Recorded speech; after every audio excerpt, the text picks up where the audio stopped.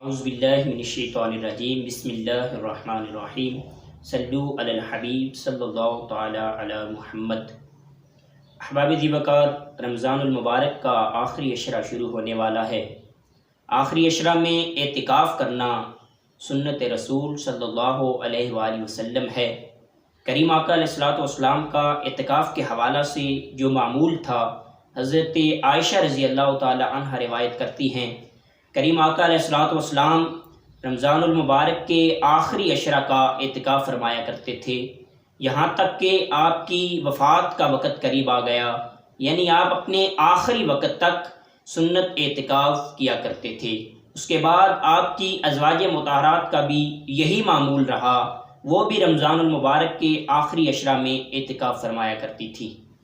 اعتکاف کی تعریف یہ ہے کہ عبادت کی نیت سے مسجد میں ٹھہر جانا، بیٹھ جانا اعتکاف کہلاتا ہے۔ اعتکاف کی 3 قسمیں ہیں۔ پہلی قسم واجب اعتکاف ہے، یعنی کسی نے نظر یا منت مانی ہوئی تھی کہ میں اتنے دن اعتکاف کروں گا، تو یہ واجب اعتکاف ہوگا۔ دوسری قسم سنت اعتکاف کی ہے، جو رمضان المبارک کے آخری عشرہ میں کیا جاتا ہے، یہ سنت اعتکاف ہے۔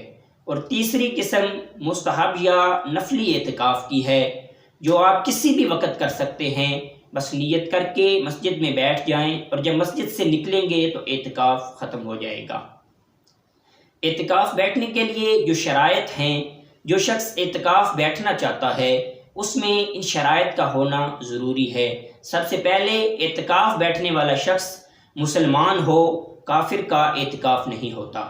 دوسری شرط، اعتکاف بیٹھنے والا شخص عاقل ہو، وہ عقل مند ہو۔ نابالغ اعتکاف بیٹھ سکتا ہے لیکن اس کا سمجھدار ہونا ضروری ہے۔ اگر وہ سمجھ بوجھ رکھتا ہے تو وہ اعتکاف کر سکتا ہے۔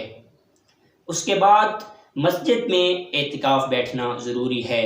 مرد جب بھی اعتکاف بیٹھے گا تو اس کے لیے مسجد کا ہونا ضروری ہے کہ وہ جس جگہ پر اعتکاف بیٹھ رہا ہے وہ شرعی طور پر مسجد ہو۔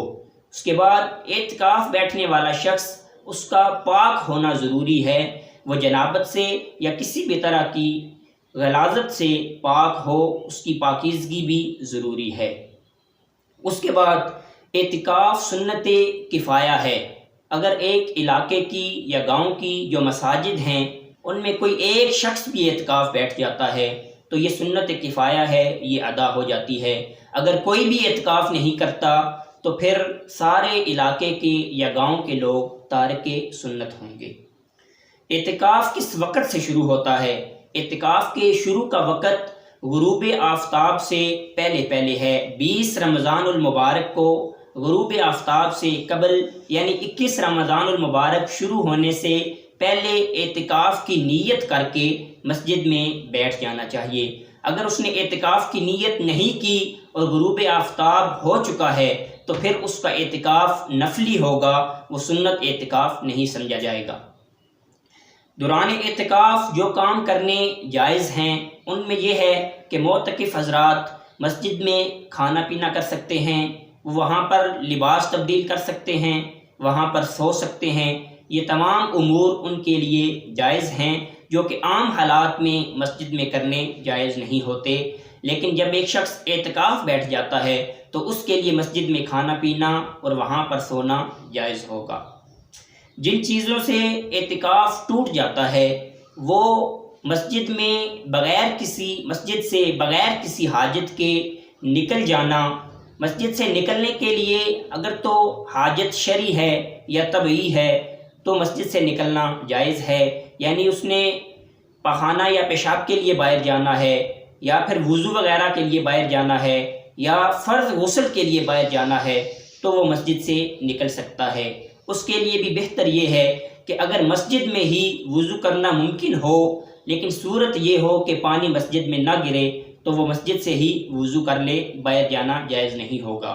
اگر ایسی صورت موجود نہیں ہے تو پھر وضو وغیرہ کے لیے وہ مسجد سے باہر نکل سکتا ہے، لیکن بلغم وغیرہ پھینکنے کے لیے یا تھوک وغیرہ پھینکنے کے لیے مسجد سے باہر جانا جائز نہیں ہے۔ اگر مسجد کے اندر کھڑے ہو کر بندہ بلغم اور تھوک وغیرہ باہر گرا سکتا ہے تو اگر وہ مسجد کے اندر سے کھڑے ہو کر کسی طرح نہیں گرا سکتا تو پھر اس کا مسجد سے باہر جانا جائز ہے۔ اس کے علاوہ ہاتھ وغیرہ دھونے کے لیے معمول کے مطابق جو ہاتھ دھوئے جاتے ہیں، اگر ہاتھ وغیرہ دھونے کے لیے مسجد کے اندر کوئی انتظام موجود ہے تو بہتر یہ ہے کہ وہ مسجد کے اندر رہ کر ہی اپنے ہاتھوں کو دھو لے، لیکن مسجد میں پانی کو نہ گرنے دے۔ اگر انتظام موجود نہیں ہے تب بھی مسجد سے باہر جانا اس کے لیے جائز نہیں ہے، وہ مسجد کے اندر کھڑے ہو کر اپنے ہاتھوں کو باہر کر کے دھو سکتا ہے۔ اس کے علاوہ بغیر کسی وجہ کے وضو کی جگہ پر جا کر بیٹھنا یا غسل والی جگہ پر جا کر بیٹھنا جائز نہیں ہے، ان سے اعتکاف فاسد ہو جاتا ہے۔ مسجد سے نکلنے کے بارے میں حکم یہ ہے کہ جتنا حصہ عام طور پر نماز کے لیے مختص کر لیا جاتا ہے، خاص کر لیا جاتا ہے، اس سب حصے کو شرعی طور پر مسجد سمجھا جائے گا۔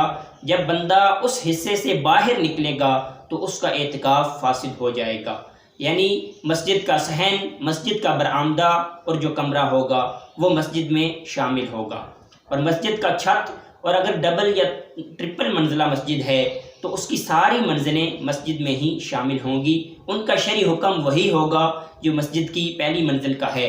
مسجد کے اندر معتکف حضرات اپنی جگہ بھی تبدیل کر سکتے ہیں، مسجد کی دوسری یا تیسری منزل پر بھی جا کر بیٹھ سکتے ہیں، لیکن اس کے لیے ضروری یہ ہے کہ اوپر جانے کے لیے جو زینہ ہے، جو سیڑھی ہے، وہ مسجد کے اندر سے جاتی ہو۔ اگر وہ باہر سے جاتی ہے، یعنی مسجد کی حدود سے باہر نکل کے دوسری منزل پر جانا ہوتا ہے، تو پھر وہ اس سے باہر نہیں نکل سکتے، وہ وہیں پر قیام پذیر رہیں گے۔